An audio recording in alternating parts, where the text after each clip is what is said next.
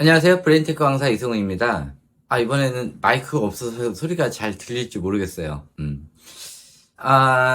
아이들 육아를 하다 보면은 여러 가지 소품들이 많아요. 펜으로 들려주는 것부터 해서 여러 가지 학습지들이 있고, 책 같은 경우도 뭐 전집으로 여러 군데서 나오고, 또 뭐 가배등, 뭐 이런 것들을 이용해서 아이들 교육을 시키고, 그런 것들이 굉장히 많아요. 그럼으로 인해서 어떤 부분은 아이의 뭐 운해가 좋아진다, 이런 식으로 광고를 하는 것들도 많고요. 또 어떤 것들은 씀으로 인해서 아이들 육아가 더 편해지는 것들이 있어요. 저는 솔직히 이 강의를 하면서 많은 업체들한테 좀 공격을 많이 받을 수도 있어요, 나중에. 그런데 저는 어쨌든 뇌를 기점으로 하는 것이고, 지금 하는 운해와 잔해의 집중 강의는 지금 우리나라에 저밖에 없어요. 뭐 어쨌든 걔네들도 저를 공격을 하려면은 저보다 많은 지식을 알아야 되는데, 아마 그거는 힘들 것 같아요. 얘네들이 원하는 거는 광고 마케팅을 해야 되는데, 본인들이 하는 그런 건 없어요. 외국에서 어떤 교수가, 유명한 교수가 얘기했다. 또 이 사람들이 어떤 논문을 만들었다. 그런 것들을 인용을 해서 자기네들 광고를 해요. 이 외국에서 하는 것들이 우리나라에 다 맞는다는 보장이 없어요. 그렇기 때문에 그거를 굳이 다 따라할 필요는 없다는 말이에요. 우리나라 아이들은 우리나라 정서 교육에 맞게 하면 되는 거예요. 뇌도 뭐 전체적으로 세계에서 성장하는 뇌의 변화는 마찬가지긴 한데, 각각의 나라의 문화 환경에 따라, 또 교육 환경에 따라 뇌가 환경적인 요인을 받는단 말이에요. 우리나라는 이 빨리빨리 문화 때문에 아이들 뇌가 빨리빨리 망가지고 있어요. 근데 어머니들이 이런 광고 마케팅과 또 돈에 미쳐가지고 블로그를 하면서 이 광고들을 받아요. 자기 아이를 이용해서. 그래서 이 파워블로그나 아이들 일찍 교육시키고 이런 것들이 다른 어머니들의 이런 부러움을 사고, 또 우리 아이도 하면 되겠다, 이런 것들을 해요. 그리고 이 파워블로그들 안에는 무엇인가의 마케팅 물품들이 꼭 속해 있어요. 그러니까 돈 받아서 하는 거죠. 그러니까 자기 아이를 팔아먹어서 그런 마케팅을 하는 거예요. 아이는 점점 망가지죠. 그래서 이 파워블로그들도 초등학교 애들이 4학년 이상 되면은 다 접어요. 그리고 더 이상 아이에 대해서 올리질 않아요. 이런 물품들이 있는데, 그 중에서 책을 사면 오는 이런 펜 있잖아요. 또 펜 이름 얘기 안 할게요. 그거나 또 학습지들을 하면서 나오는 펜이 있어요. 이것이 과연 아이한테 효과가 있을까 하는 문제예요. 일단은 모든 책 육아는요, 36개월 이전에는 안 하는 게 맞는 거예요. 뭐 자기 자식 자랑한다고 뭐 유튜브나 뭐 블로그에서 아이들 뭐 알파벳 갖다 놓고 막 하고, 뭐 아이가 책을 읽는다, 18개월 됐는데 아이가 뭐 책을 읽는다 막 자랑하잖아요. 그 아이들 거의 100% 망가져요. 그러니까 이런 사람들이 갑자기 사라지는 이유가 그거예요. 그리고 초등학교 넘어가더라도 초등학교 2, 3학년까지 밖에 이 블로그를 안 해요. 왜냐면 4학년 이후부터 아이가 정신적 질환을 앓게 돼요. 이게 정신적 질환 외에도 여러 가지 문제가 생기고 사회성에도 문제가 생겨요. 지금 아이니까, 그리고 요즘 대세가 또 일찍 시키는 거잖아요. 그러니까 이 자랑 삼아 올리는 것들이 많아요. 모든 육아는요, 부모님이 편해지면 편해질수록 아이의 뇌는 망가진다고 보시면 돼요. 반비례해요.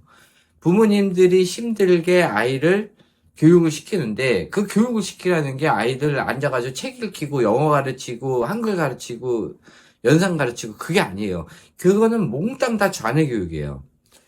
이 교육이 아니라 아이를 데리고 만들기를 해주고 그리기를 해주고, 또 아이들이 질문하면 그걸 다 대답을 해주고, 아이들이 가지고 있는 이 호기심에 대해서 그것을 풀어주고, 이런 것들이 부모님들이 힘들어 해야 되는 것이고, 책 육아도 마찬가지 아이를 읽혀주라는 거지 아이 스스로 읽게 하는 게 아니에요. 아이가 학교 가기 전에 책을 읽는 행위들, 이런 것들은 아이의 뇌를 점점 망가뜨리면서 문해력을 계속 떨궈뜨리는 거예요. 이 문해력을 늘리기 위해서 책을 읽어야 돼요. 그것은 뭐 인터넷을 보던 또 많은 아동 학자들이 얘기하는 것들이 아이들이 책을 많이 읽어야 문해력이 는다라고 얘기를 해요. 그런데 그것은 유아 시기가 아니에요. 학교를 간 이후에요. 왜냐면은 이 문해력에 관련된 뇌도 초등학교 넘어서 생겨요.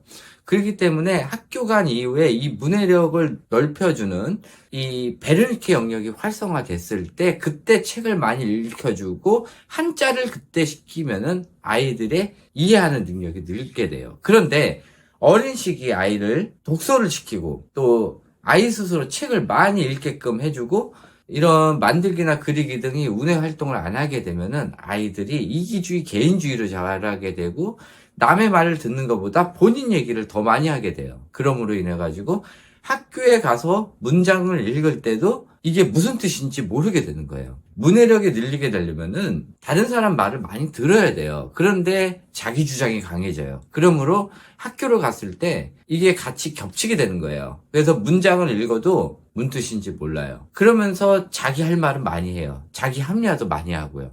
그런데 남 얘기를 안 듣게 돼요. 이 문해력을 많이 늘리게 하려면은 학교 간 이후에 하는 것도 맞고요.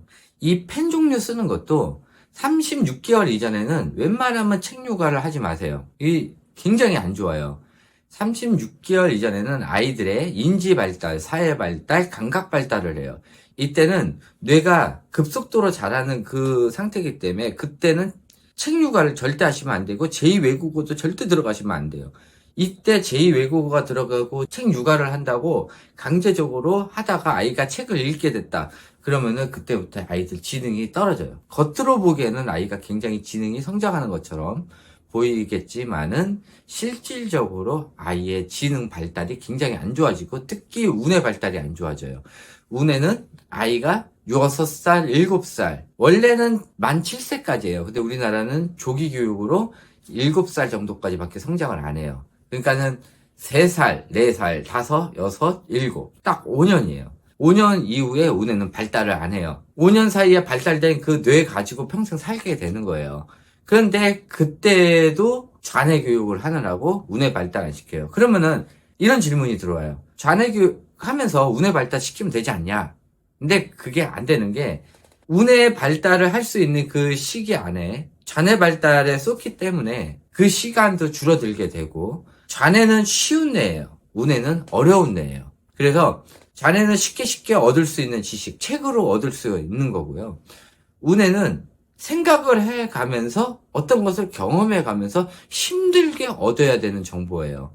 그렇기 때문에 아이가 쉽게 하는 정보를 더 편하게 하면서 운의 발달을 스스로 막게 되는 거예요. 이게 별 문제가 안 되는 것 같아요. 좌뇌 발달은 쉬운 뇌이기 때문에 아이들의 성장 발달이 눈에 쉽게 보여요. 그런데 학교 간 이후에도 이 1, 2, 3학년까지는 단순히 외우는 거고 미리 학습을 해왔기 때문에 쉽게 하는데 4학년부터는 생각하는 뇌가 작동을 하게 돼요. 근데 운해를 발달을 안 했기 때문에 생각하는 뇌가 없어요. 그래서 4학년부터 애들이 성적이 떨어지기 시작하는 거예요. 이때도 본격적으로 학교에서 하는 영어 수업도 힘들어하게 돼요. 그러면서 5, 6학년이 되면은 대뇌 피질이 이제 쌓이면서 더 이상 뇌가 더 발달을 하지는 않고요. 6학년부터는 운해랑 좌뇌랑 같이 써서 본격적으로 고도 지능이 발생되게 하는데 운해가 벼있기 때문에 아이들이 좌뇌만 가지고 써야 돼요. 그래서 이런 아이들 같은 경우는 암기력이 그나마 있으면 상관이 없는데 이 암기력조차도 별로 좋지 않다면은 아이의 지능이 그때부터 본격적으로 떨어지게 돼요. 그러면서 갑자기 6학년 이후 중학교 1학년 이후부터 학교 성적이 나오지가 않고 아이가 공부에 흥미를 잃게 되는 거예요. 그래서 학교 가기 전에 너무 많은 좌뇌 교육을 시키면 별로 안 좋아요. 책 육아도 마찬가지 36개월 이전에는 그냥 그림만 보는 정도? 딱 요 정도만 시켜주시면 좋아요. 그리고 그 이상 글밥이 많은 거 이런 거 시켜주지 마시고 36개월 이전에 굳이 시킨다고 하시면은 반복적인 단어, 의성어, 의태어 기준으로 많이 시켜주시면 되고요. 36개월 이후에는 이런 표현법, 그러니까 형용사 표현이 많이 들어가는 아이의 말에 대한 표현법을 늘려주시는 게 더 좋은 거고 또 하실 때 이런 우화 위주로 해서 권성징악 이런 것들을 위주로 해서 아이들의 도덕성 위주의 책을 많이 읽혀주시면 좋고요. 또 과학책이나 또 자연, 그러니까 자연은 괜찮아요. 그런데 너무 팩트적인 이런 책들을 많이 보여주게 되면 아이들의 상상력이 줄어들게 돼요. 질문은 많은데 상상력에 관련된 질문이 아니라 팩트적인 이런 질문들이 많이 들어가니까 오히려 역효과가 나요. 그래서 아이들의 이런 이소무화나 또 동물들을 의윤화하는 이런 것들을 많이 들려줘야 돼요. 36개월 이후에는. 그럼으로 인해서 아이들의 상상력을 많이 발휘를 하게 되는 것들이 좋아요. 그리고 아이들이 엉뚱한 소리 많이 한다고 하면은 어머니도 같이 엉뚱한 소리를 하면서 같이 상상력을 자극을 해주는 거예요. 근데 요즘 애들이 일찍 책을 읽다 보니까는 너무 사실적이에요. 그래서 오히려 이런 상상력을 자극하는 이런 아이의 생각들이 나오는 것들을 이상한 아이로 보게 돼요. 그래서 이런 정상적인 아이가 이상한 아이가 되는 거예요. 이런 조기 교육으로 인한 많은 아이들의 행동들이 오히려 잘못됐는데 부모님들은 이걸 더 좋아하게 되는 이상한 현상이 발생돼요. 그래서 다시 한번 말하지만은 편한 육아는 아이를 망치게 돼요. 이런 펜을 이용해서 하는 것들도 왜 문제가 되냐면은 아이한테 책을 읽어주라는 거는 아이랑 같이 책을 읽으면서 교감을 하라는 거예요. 느낌을 전달을 아이한테 해주라는 거지. 그거를 펜으로 이용해가지고 그걸 읽혀주면은 아이들이 책에 대한 느낌을 아는 게 아니라 그냥 책에 대한 내용을 아는 거예요. 의미가 없다는 거예요. 유아 시기 때 책을 읽으라는 거는 책을 읽고 부모랑 그 내용에 대해서 교감을 하고 느낀 점을 얘기를 하라는 거예요. 내가 아이를 봐줄 시간이 없으니까 또 책은 많이 읽히고 싶으니까 그 펜을 이용해서 읽히라는 게 아니에요. 이 펜은 진짜 부모님이 시간이 없을 때 그때 잠깐 이용을 하시는 건 괜찮은데 그 펜에 의존을 하시면 안 돼요. 학습지도 의존을 하시면 안 돼요. 부모님이 하다가 더 필요한 부분을 학습지를 이용해서 하는 거지 학습지에 의존을 하고 나머지 부분을 부모랑 시간을 보내는 거 그거는 아닌 거예요. 그래서 육아의 기본 원칙은 부모가 다 하는 거고 부모 중에 어머님이 다 하시는 거예요. 아버지는 솔직히 뭐 제가 남자라 그런 건 아니에요. 아이들을 봐왔는데 대부분 아이들의 정서 발달이나 아니면 예절이나 이런 것들이 어머님 많이 쫓아가요. 언제까지? 초등학교 4, 5학년 때까지. 그래서 어머니랑과의 애착 관계가 확실히 돼 있지 않으면은 아이들은 특히 학교 간 이후에는 많이 망가지게 돼 있어요.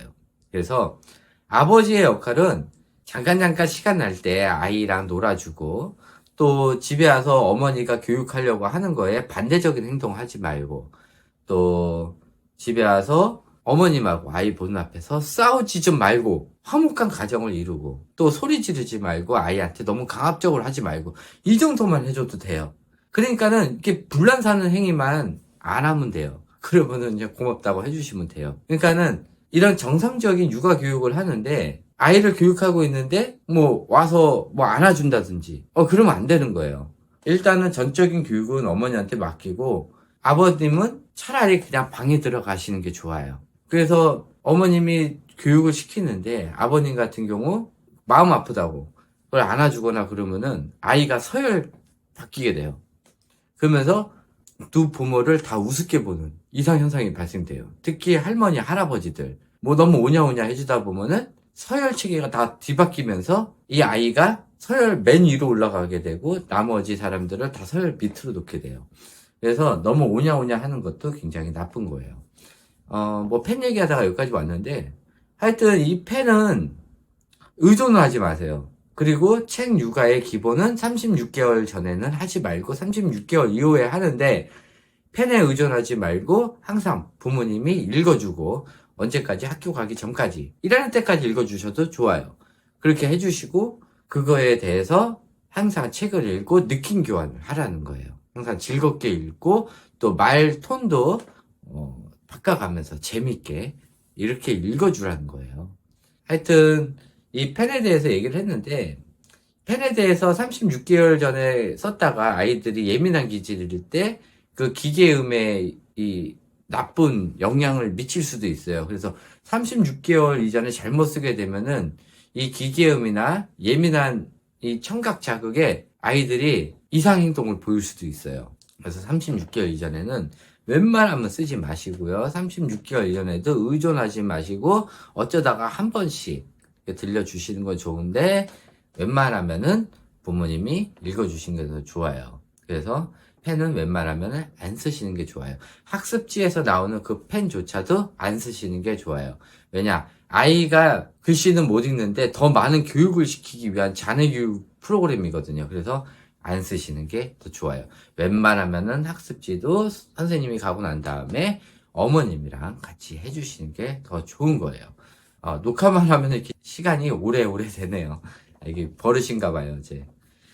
그래서 제가 하고자 싶은 말은 이거고요. 웬만하면은 의존식 육아교육은 무조건 아이한테 부작용이 많다는 거 꼭 알아두시는 게 좋아요. 네, 이것으로 강의 마치도록 하고요. 질문 있으시면은 밑에 댓글에 남겨주시기 바랍니다. 네, 감사합니다.